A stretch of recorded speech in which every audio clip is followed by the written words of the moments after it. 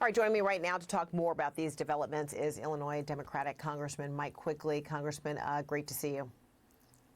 Thanks. Good to be back. All right, so are you confident the White House can reach a deal with Iran, or do you think the president could resume the war as soon as tomorrow if he doesn't like Tehran's peace proposal? Yeah, I mean, ask me in 24 hours, the president could change his mind by that time 3 times. It's just very hard to tell. I mean, the problem he has is he could probably get a deal to end the war, but it's not going to give him everything that they want. The fact is, Iran was, as you know, in compliance with the JCPOA.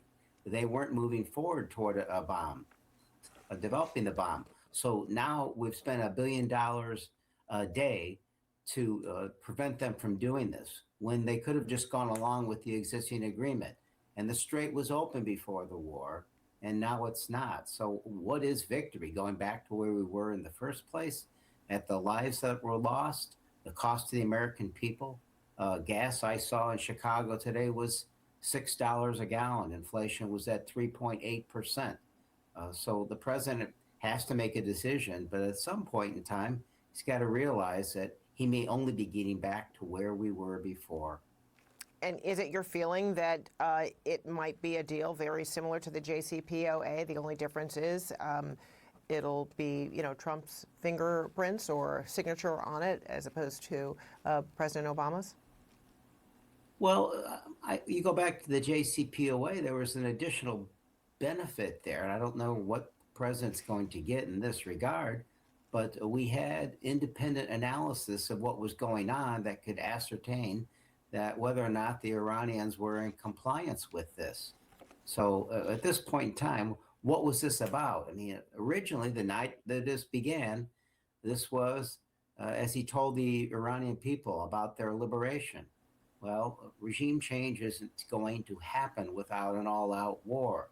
They're not going to ever give up their nuclear program for good or without a negotiation unless there's an all-out war, a war against a 1.5 million man army. So the president's got us into a very difficult situation, a very costly and a very bloody one. You had called for the president's removal after he previously threatened Iran in a Truth Social post saying that a whole civilization will die tonight, the president's words. And now the president is warning that he could, I'm quoting here, blow Iran to kingdom come. So if, and this is if he doesn't like the peace plan, I mean, what do you make of this kind of rhetoric if he's also in the midst of negotiations? I think it says to the rest of the world that our foreign policy and maybe the president are a little unhinged. It's scattershot. And again, today, tomorrow, it all may be very different. How can people count on us? It is also the best lesson in foreign policy. To have a friend, you need to be one. When we needed help with the strait, the president needed help. Very few wanted to come forward to help because we've tariffed our friends. We've threatened Greenland. We've told NATO they're on their own. The list goes on and on. So at some point in time, we're far less safe acting alone in a world. And when it comes time to needing help, when the president acts like this, we're not going to get that help, and we will be less safe. All right, we'll leave it there for now. Congressman Mike Quigley, thank you so much for being back with us. Thank you. All right, and now